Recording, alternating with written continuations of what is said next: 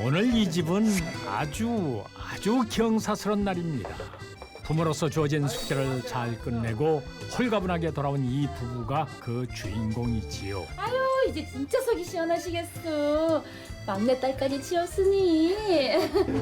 아이고 많이들 오셨구먼.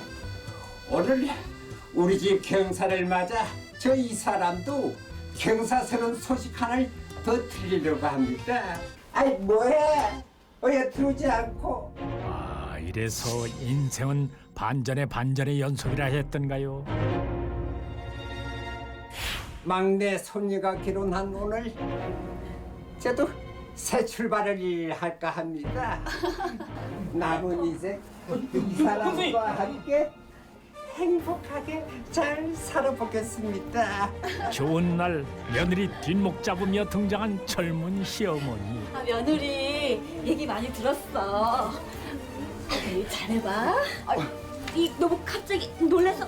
아이고, 뭐 인생이 뭐 그렇지 재밌잖아. 내 정신 좀 저기 너도 왜 들어와? 이번엔 또 뭡니까? 안녕하십니까? 형수님. 교수님, 이 집안의 기둥이시라고? 앞으로 제가 잘 모시겠습니다. 뭐 이쯤 되면 모두 축하가 아니라 위로의 말을 해야 될 것 같은데요. 아버지! 황당하면서도 안타까운, 그래서 더욱 기가 막힌 한 여인의 이야기가 지금 시작됩니다. 일주일 전 넉살 좋게 이 집에 입성한 지훈 씨는 지금 형수님이 차려준 아침밥, 아니 눈칫밥을 먹고 있습니다. 저 이런 말 하기 미안한데 말씀하세요. 네? 아 형수님이 이 집안에서 못할 말이 어디 있습니까? 안 그렇습니까? 여긴 요즘이 농사일이 가장 바쁜 때예요. 그러니까 아침밥은 다른 사람들 먹을 때 같이 먹어요. 아, 네네. 그 대신 형수님. 말씀하세요. 그럼 전 사실 아침에 밥이 좀 별로거든요. 그럼 전 토스트, 샐러드, 아메리카노 이렇게 부탁을 드릴게요. 그날 오후 본격적인 농번기가 시작되는 요즘 한낮에 커피 한 잔의 여유라니 역시 그 아들의 그 엄마라고 하겠습니다. 엄마, 나 형수 너무 무서워. 무섭긴 뭐가 무서워. 야 근데 일주일 지켜보니까 만만치 않겠어. 이 집 재산이고 뭐고 다 걔가 틀어주고 있더라. 엄마가 생각하는 것보다 훨씬 강적이야. 왜? 무서워. 무슨 일 있었어? 그러고 보니 며칠 전 차가운 도시 남자의 기운을 뽐내며 조깅을 하던 지훈 씨의 눈에 대단히 수상한 장면이 목격됐습니다. 알아들었어? 아, 내 말 알아들었냐고! 알았어요. 그러니까 알아만 받으면. 내가 언제 만 원 줬어? 13,000원! 13,000원! 아 진짜 힘들게 농사지어서 남 좋은 일 시킬 거야? 알았어요. 해 떨어지기 전에 빨리 가. 빨리 가 빨리. 응? 그리고 끝나면 바로 와야 돼. 알았지? 정숙 씨가 이토록 소리를 질러대는 이 남자, 진짜 내가 못 살아 진짜. 바로 시동생인 광태 씨인데요. 아무리 허물없다지만은 남들이 보면 오해할 만한 상황입니다.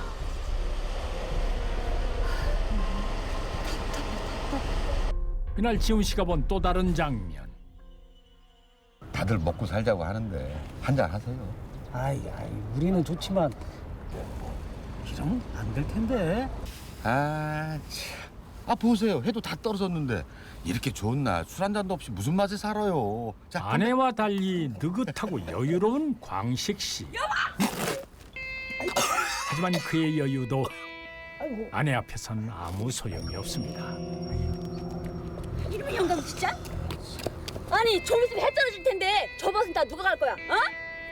아이, 여보, 우리 이제 좀 편하게 살자 했잖아. 그래 알았어. 분명한 건 이 집의 모든 남자들은 정숙 씨 앞에서만 서면 작아진다는 사실입니다. 20살에 시집을 와서 30년 동안 한 마을에 살면서 3명의 자녀를 키워낸 억척스런 주부였습니다. 남편과의 금술도 좋았고요. 겉으로 보기에는 평범한 시골 아낙네였습니다. 그런 그녀에게 이상한 점이 있다면 바로 시동생을 대하는 태도였는데요. 유독 시동생에게만은 소리를 지르고 함부로 하는 듯 보였는데요. 그런데 알고 보니까 그런 태도를 보인 것은 그녀뿐만이 아니었습니다.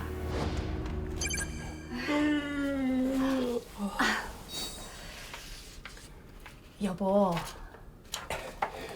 늦었어. 그만 잘까? 근데 당신 며느리만 너무 예뻐라 하는 거 아니에요? 아니 왜? 걔가 알아서 잘 하니까 그러지 뭐. 아니, 걔가 광태한테 어떻게 하는 줄 아세요? 막 소리를 지르고 시동생을 무슨 머슴 부리듯 부려먹고. 아우, 세상에. 그게 무슨 소리야? 잘못 봤겠지. 아이 피곤해. 얼른 자자. 응? 아이고. 작정하고 꺼낸 얘기였지만 너무나 싱겁게 끝난 대화. 며느리를 너무 믿고 있는 건 아닐까요? 그런데 현철 씨, 지금 혹시 일부러 모른 척하는 겁니까? 다음 날 아침, 모두가 한 자리에 모인 아침 시간. 혜란 씨가 뭔가 할 말이 있는 것 같죠? 광태, 이 마른 것 좀 봐. 저기 밥 좀 푹푹 떠서 먹어. 아, 해봐. 엄마가 먹여줄게. 아, 이야, 우리 강태형 좋겠다. 이 여사, 나도 좀 챙겨줘봐. 그만들 좀 하세요. 우리 도련님 그런 거 싫어하세요. 아니 내가 뭘 어쨌다고 싫어해. 아, 며느리, 말이 너무 심한 거 아니야?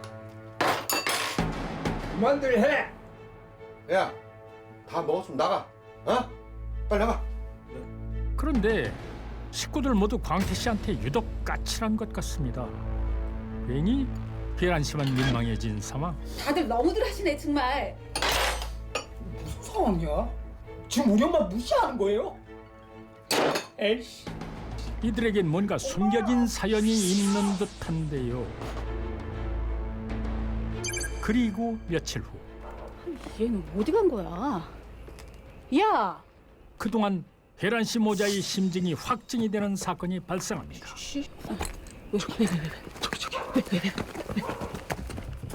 늦은 밤 집안 한 구석에서 몰래 벌어진 깜짝 놀랄 만한 일. 야, 광태, 가만 좀 있어 봐봐. 아우 제발 저 좀 가만히 놔둬요. 뭘 그만해. 우리가 왜 이러는데? 내 이놈 자식을 그냥. 가족이라도 그냥 넘길 수 없는 일이라 판단한 두 사람. 나 걸렸어. 엄마, 족상 쉬고. 알았어. 광태, 좀만 기다려. 엄마가 구해줄게. 에이 진짜 이 지금 뭐 하는 짓이에요? 왜 쓸데없는 짓 다 그래? 뭐 하는 짓이야? 남자는 있지. 야! 이런 걸 적반하장이라고 하나요? 아이고 씨. 이때 안 죽고 농가 못하는 건 누구 닮았냈더니 아이고 아들이 참 잘했습니다. 우리 아들 그만들 해. 아 진짜 제발 좀 가만히 좀 있어요. 내가 적당히라도 챙겨줄 테니까. 당신 우리 아버지 그래서 만나서 결혼한 거 아니야? 그 나이에 뭐야? 아 진짜. 저이씨. 결국 독한 말까지 듣게 된 혜란 씨. 이들은 과연 한 가족이 될 수 있을까요?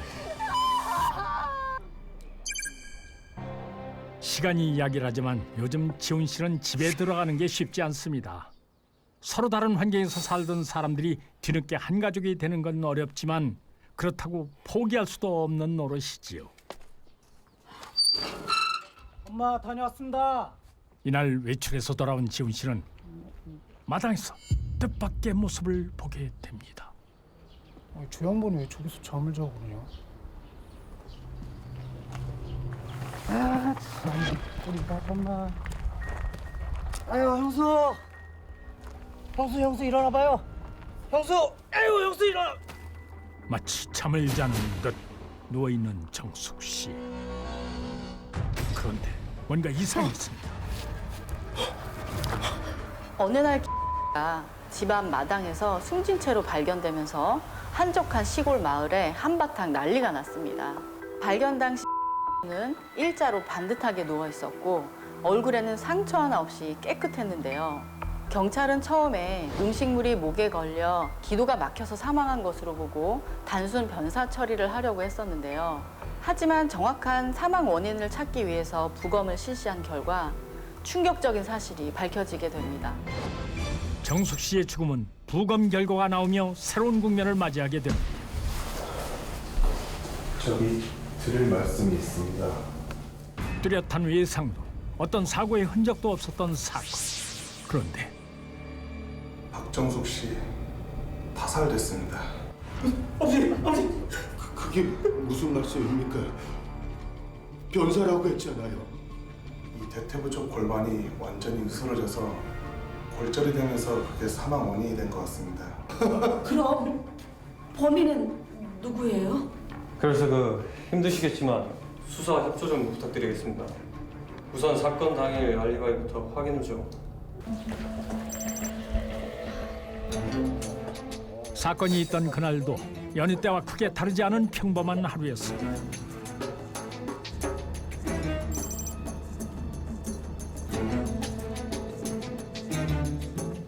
곧이어 집을 나선 사람은 광태 씨.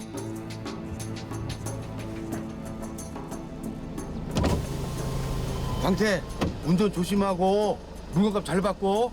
시간 빠듯해. 얼른 가. 어? 잘 다녀와. 조심해. 네.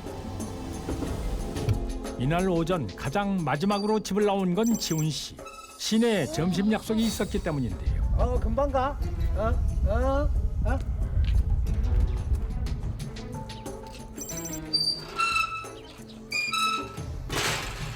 오후 점심시간이 막 지날 무렵 남편 광식 씨를 밭에 두고 정숙 씨는 혼자 집으로 돌아왔습니다.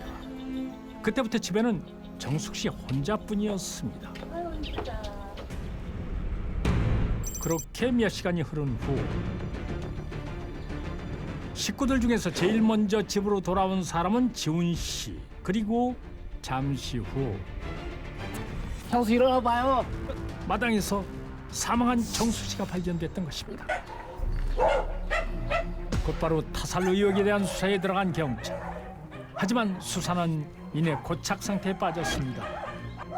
CCTV가 한 대도 없는 집 주변. 그런데 줄곧 형사들을 따라다니던 남편 광식 씨. 한참 만에 광식 씨가 형사들 앞에 나타납니다. 드릴 말씀이 있습니다. 예, 말씀하십시오. 제 집사람 글이 되던 날 아무래도 마음에 걸리는 게 있어서요. 마음에 걸리는 점이요? 그러니까 사건 당일 정말 어떻게 이거? 아내의 사고 소식을 듣고 집으로 달려온 광식 씨. 황망한 현실 앞에 처음엔 아무것도 보이지 않았답니다. 아이고, 은주 엄마, 정수가 이게 어떻게 된 일이야? 잠자듯 누워있는 아내의 모습에서 유독 그의 눈에 띈 것은 그건 바로 양말만 신은 아내의 발이었습니다. 신발을 안 신은 상태였다고요? 네. 근데 그게 왜 걸리시는지. 집사람한테 한 가지 버릇이 있거든요. 이어지는 광식 씨의 증언에 따르면 평소 아내 정숙 씨에겐 남들이 모르는 버릇이 있었는데요. 어? 이 시간에 웬일이야? 성격이 어찌나 급한지 아는 사람이라도 오면은 버선발로 뛰어나간다는 것입니다. 그렇다면 그날 정숙 씨는 누굴 보고 그렇게 달려나온 걸까요? 정지현 씨, 그날 저희 뭐 타고 왔습니까? 못 타고 오긴요. 뭐 버스 타고 그러고 갔죠. 지금 혹시 저 의심하는 거예요? 의심이 아니라 그날 그 시간에 이 집 근처에 온 사람이 없어서요. 그래서 뭐 지금 뭐 내가 범인이란 거야? 어? 뭐 이런 황당한 말을! 형사님한테 왜 이래? 맞아요. 우리 애는 그런 짓 할 애가 아니라고요. 나 아니야. 무려 6개월간의 긴 수사 끝에 마침내 경찰이 밝혀낸 사건의 진실. 그날 평범한 시골 아낙네였던 정숙 씨를 찾아온 범인의 정체가 밝혀지는 순간, 야 이놈 봐. 그것은 믿기 힘든 잔혹한 현실이었습니다. 내가 어떻게 우리 형수님을 아니야. 이 사건의 비극은 아주 오랜 세월 쉽게 드러내기 힘들었던 광태 씨의 상처에서 시작됩니다. 어이, 야, 에휴, 지옥하는 줄도 모르는. 저래서 남자고시냐 하겠냐? 앉아고 있어. 광태 씨, 못 들은 걸까요? 못 들은 척하는 걸까요? 하지만 광식 씨 부부의 대처법은 달랐습니다. 아, 진짜 불쌍하다, 불쌍해. 답답하다 진짜. 아유, 저 놈. 야, 저먹고 그렇게 할 일 없어? 어디서 함부로 욕지거리야? 시동생의 일이라면 누구보다 분노하고 매일처럼 나섰던 화끈한 성격의 형수님. 장정선ot은 기본이었지요. 그리고 저기 김광태 씨, 같이 한잔 할까? 됐어요. 많이 먹었어. 안 받아? 아니 형수님 말씀하는데. 매번 이런 날이면 광태 씨를 달래는 것도 그녀의 몫이었지요. 그런데 광태 씨에게 무슨 사연이 있는 겁니까? 뭐예요, 그건? 보청기. 미국에서 아는 사람 통해 받았는데 성능이 최고로 좋은 거래. 그러니까 기죽지 마. 알았지? 어릴 때부터 만성 화농성 중이염으로 귀가 잘 들리지 않았던 광태 씨. 그것이 가족들을 늘 안타깝게 했습니다. 아 도대체 왜 그래? 그렇게 설명해도 못 알아듣겠어? 보청기. 보청기 어땠어? 깜빡했어요. 저 귀에서 자꾸 고름 나고 아파서. 그래도 될 수 있으면 좀 해요. 소리치고 막대하는 것 같아도 이것이 가족만의 사랑법임을 딴 사람들은 알지가 없겠지요. 그렇다면 그날 광태 씨와 정숙 씨 사이에 무슨 일이 있었던 걸까요? 광태, 운전 조심하고 물건값 잘 받고. 아이고, 알았어요. 아우 시간 빠듯해. 얼른 가. 이날도 형님 내외의 배웅을 받으며 배달을 하러 가던 길. 이 작은 행동 하나가 비극의 시작이었습니다. 오전 배달이 끝날 무렵 다 올게요. 네, 수고하세요. 다음 거래처로 출발하려던 순간 뭐야? 새 박스가 모자라네. 집에 들여다 가야겠다. 뭐 이런 일도 가끔 있다 보니 목적지가 자연스럽게 집으로 바뀌었습니다. 잠시 후 밀린 집안일을 끝내고 한숨 돌리던 정숙 씨 눈에 들어온 반가운 인물. 도련님 이 시간에 웬일이야? 아유 뭘 또 빼놓고 갔구나. 이참에 점심이나 먹여보내야지. 도련님! 하지만 안타깝게도 광태 씨에게 형수님의 목소리는 들리지 않았습니다. 도련님! 도련님! 그렇게 운명은 지독하리만치 잔인한 방향으로 움직이기 시작했고 하지만 광태 씨에게도 기회는 있었습니다. 뭐지? 뭔가에 부딪힌 순간 바로 확인했다면 결과는 달랐을 것입니다. 여보세요? 아이고, 지금 갑니다. 예. 금방 가요. 예. 결국 그는 반대쪽을 향해 움직였고 한 가족 두 형제는 피해자와 피의자로 마주서게 됐습니다. 사고 발생 6개월 만에 잡힌 뺑소니범은 바로 시동생이었습니다. 이 사실을 안 가족들 또한 아주 큰 충격에 빠졌는데요.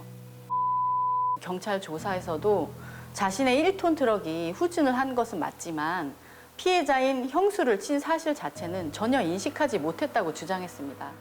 더욱 안타까운 것은 사고 사실을 인식하고 그 순간 응급 조치를 취했다면 결과는 달라졌을 것이라는 점입니다. 결국 은 특정 범죄 가중처벌법 위반, 도주치사 혐의로 구속됐습니다. 하지만 가족들의 선초로 징역 3년, 집행유예 5년을 선고받았습니다. 법적 처벌은 면했지만 동생에게 그날의 기억은 평생 무거운 형벌로 남아 있겠지요. 여보, 내 맘대로 용서했어. 동생 놈을 감옥에 보낼 수가 없어서.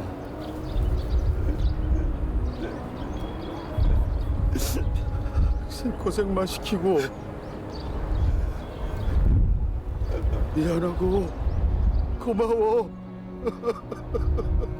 가족이란 이름으로 서로에 대한 마음이 깊었던 이들. 그래서 더욱 기막히고 안타까운 이야기입니다.